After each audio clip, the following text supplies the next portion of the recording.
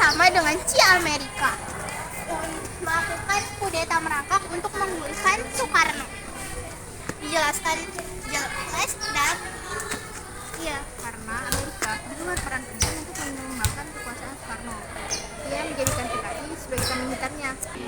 kita harus minta maaf kepada kalian yang itu salah.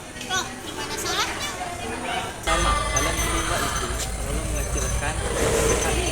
Sedangkan PKI itu partai lemah yang perlu dikasihani. Padahal dia saat itu partai berkuasa dan ada dalam satu ring dengan Soekarno. Iya, pada masa itu PKI sedang diangin sehingga mereka bisa dan berani membantai orang-orang dengan cara yang keji seperti pemuda Islam dan ratusan jamaah salat subuh dalam peristiwa Kanigoro Januari 1965 tepat pada bulan puasa. Terus yang kedua, kalian juga terlalu membesarkan Soekarno seakan dia memiliki kekuatan diri militer dan menjadi mastermind di keruntuhan Soekarno. Oh, itu artinya pengaruh jadi militer nggak sebesar itu sampai-sampai PKI nggak perlu memperhitungkannya. Benar, jabatannya sebagai Panglima Kostrat masih kalah jauh dibandingkan dengan Panglima Menteri Angkatan Darat maupun Kepala Angkatan Senjata.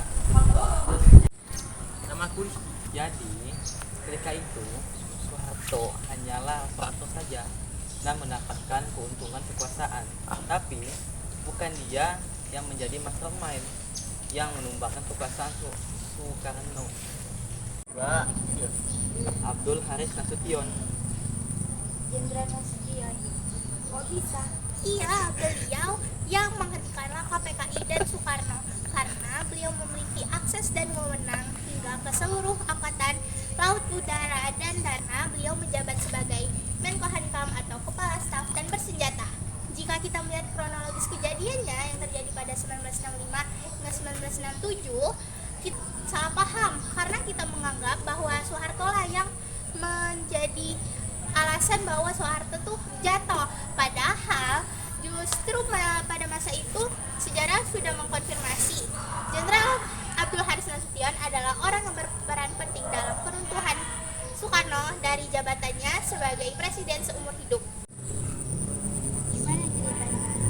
Jadi, ketika G30S PKI terjadi, Jenderal Nasution itu dikenal sebagai jenderal anti komunis yang tertinggi jabatannya di militer. Maka dia adalah target utama yang harus dilakukan. Kegagalan pasukan Satya Birawa untuk membunuhnya adalah awal serangan balik yang maha dahsyat untuk PKI dan Soekarno. Oh iya, dalam militer atau ABRI sendiri terpecah dalam dua kubu.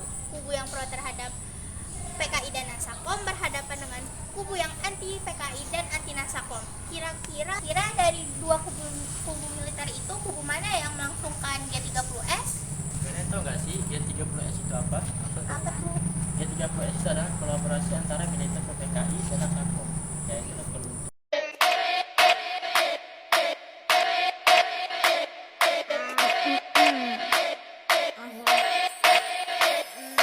dan Kolonel Latif Bambur dan Mayor Udara Sudono dengan PKI Sadran Kamaruzaman Bono dan TNI IT di latar belakang.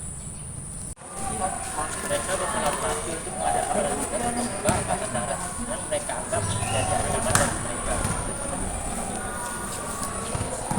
Itu Nathan, ayo kita ke sana.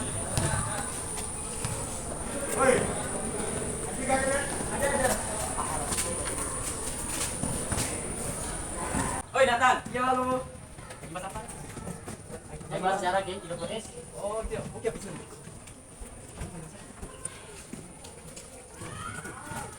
Betul sih. Lalu penginisian awal sebelum terjadinya penculikan dan bantai para jenderal darat itu karena mereka awalnya mendapatkan isu kudeta, terutama bagi mereka yang mendapatkan gelar Perwira dan yang mereka sebut sebagai Dewan Jenderal. Nah, terlihat bahwa dalam list tersebut tidak ada Soeharto di dalamnya.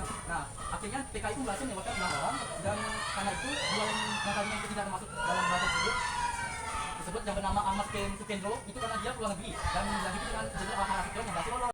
Jadi, satu kegagalan menghabisi seorang anak gila dan menjadi pukulan balik untuk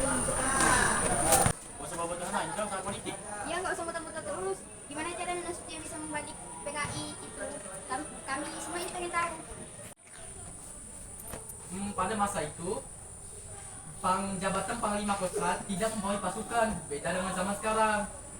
Sebagai Menteri Pertahanan Keamanan, Jenderal Ahmad Nasution memberi perintah pada Soeharto untuk mengambil alih TNI Komando Angkatan Darat sebagai bentuk kesiagaan sembari menyusun serangan balasan. Karena kurangnya kekuatan Nasution, ia meminta bantuan kepada Marta Dinata, kemudian TNI AL siap untuk mendukung langkah-langkah TNI AD untuk melawan gerakan 30 September. Dan mereka berhasil untuk memukul balik gerakan 30 September tersebut. Nah, nama Nasution mulai berkibar di hati rakyat Indonesia. Namun sayang sekali, di saat yang bersamaan, Nasution ini sedang berduka atas kematian putrinya Ade Irma Suryani yang meninggal pada tanggal 6 Oktober 1965 di RSPAD karena habis melewati operasi sisa pengangkatan peluru terakhir. Jadi setelah peristiwa tersebut, Soeharto turun Ya, jabatan pada saat kan? beberapa minggu pertama setelah G30S. Karena pada akhirnya Nasution menunjuk Soeharto untuk menjadi pimpinan Angkatan Darat, secara resmi menjadi Menteri Panglima Angkatan Darat pada tanggal 21 Februari 1966. Pada saat pembentukan Kabinet Dwi Kora II atau yang mungkin kita kenal sebagai Kabinet 100 Menteri. Intinya kita jangan egois saja deh. Dan juga negara kita ini